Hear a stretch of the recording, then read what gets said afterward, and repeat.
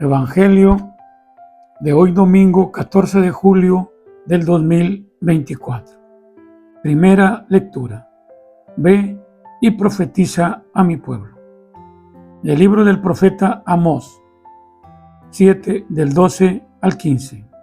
En aquel tiempo, Amasías, sacerdote de Betel, le dijo al profeta Amós: vete de aquí, visionero, y huye al país de Judá. Gánate allá el pan profetizando, pero no vuelvas a profetizar en Betel, porque es santuario del rey y templo del reino. Respondió Amós: yo no soy profeta ni hijo de profeta, sino pastor y cultivador de higos. El Señor me sacó de junto al rebaño y me dijo: ve y profetiza a mi pueblo Israel. Palabra de Dios.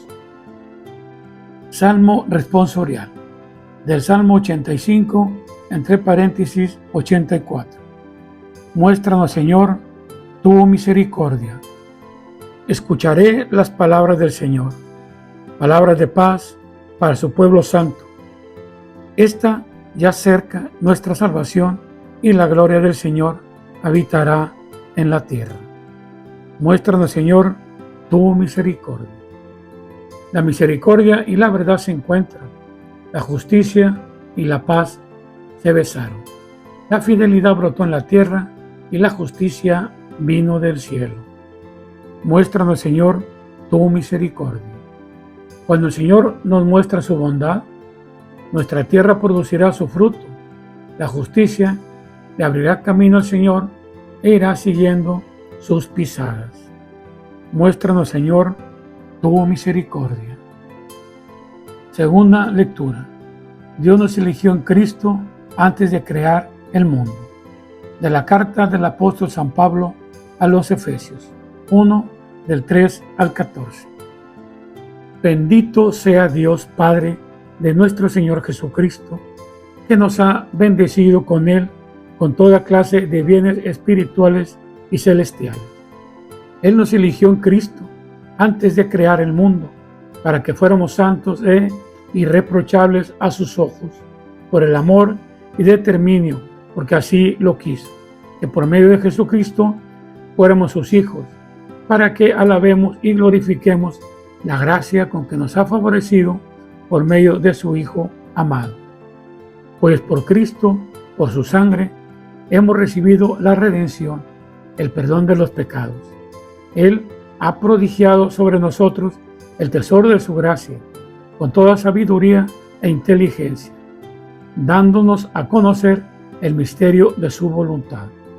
Este es el plan que había proyectado realizar por Cristo cuando llegara la plenitud de los tiempos, hacer que todas las cosas, las del cielo y las de la tierra, tuvieran a Cristo por cabeza. Con Cristo somos herederos también nosotros. Para eso estamos destinados, por decisión del que hace todo según su voluntad, para que fuéramos una alabanza continua de su gloria, nosotros, los que ya antes esperábamos en Cristo. En Él, también ustedes, después de escuchar la palabra de la verdad, el evangelio de su salvación, y después de creer, han sido marcados con el Espíritu Santo prometido. Este Espíritu es la garantía de nuestra herencia, mientras llega la liberación del pueblo adquirido por Dios para alabanza de su gloria. Palabra de Dios. La actitud de Jesús al enviar a sus apóstoles en misión para continuar su obra se relaciona con lo que decía el profeta Amós sobre su vocación, ya que el Señor elige por mensajero suyo a quien Él quiere y cuando Él quiere. Evangelio. Envió a los discípulos de dos en dos. Del Santo Evangelio según San Marcos, 6 del 7 al 13. Por la señal de la Santa Cruz de nuestros enemigos, líbranos, Señor, Dios nuestro, en el nombre del Padre, del Hijo y del Espíritu Santo. Amén.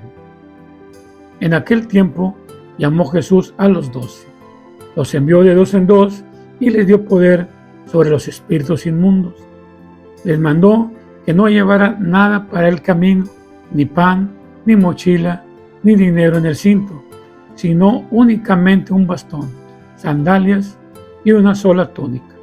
Y les dijo: cuando entren en una casa, quédense en ella hasta que se vayan de ese lugar. Si en alguna parte no los reciben ni los escuchan, al abandonar ese lugar, sacúdanse el polvo de los pies como una advertencia para ellos. Los discípulos se fueron a predicar la conversión, expulsaban a los demonios, ungían con aceite a los enfermos y los curaban. Palabra del Señor. Ven, Espíritu Santo, ilumínanos para discernir las palabras del Señor en este día. El Señor nos pide fortalecernos para poder disminuir el mal, erradicar el mal y disminuir su presencia en nuestros ambientes.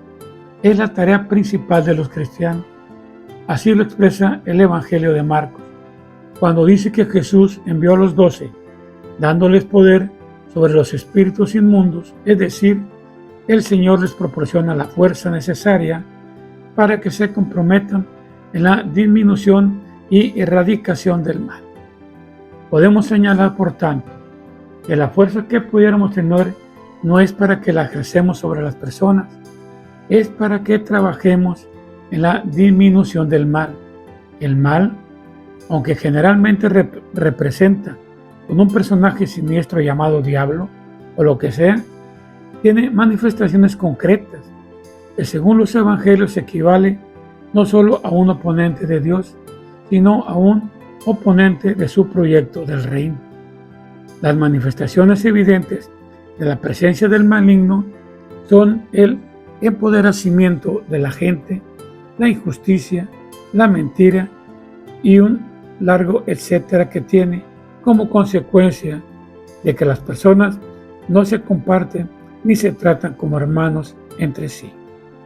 Con razón, una manera de disminuir el mal es estar aprendiendo siempre a vivir en comunidad, tomando en cuenta al otro. Por esto no es poco, cosa que Jesús le envía 2 en 2, como diciendo que ni siquiera luchar contra el mal deben saber convivir, caminar juntos, trabajar con hombro con hombro.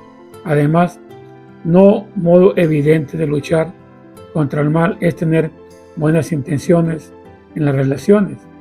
Seguramente, por eso le encarga que no lleven mochila ni dinero, pues la cordialidad se rompe cuando alguien antepone sus intereses y deja el dinero sea el que rija las relaciones. Ahora bien, la disminución del mal no debe estar al margen de otras 2 grandes tareas: el deseo de cambiar permanentemente y la disponibilidad para aliviar los sufrimientos de las personas. ¿Qué podemos hacer nosotros para involucrarnos en la disminución del mal?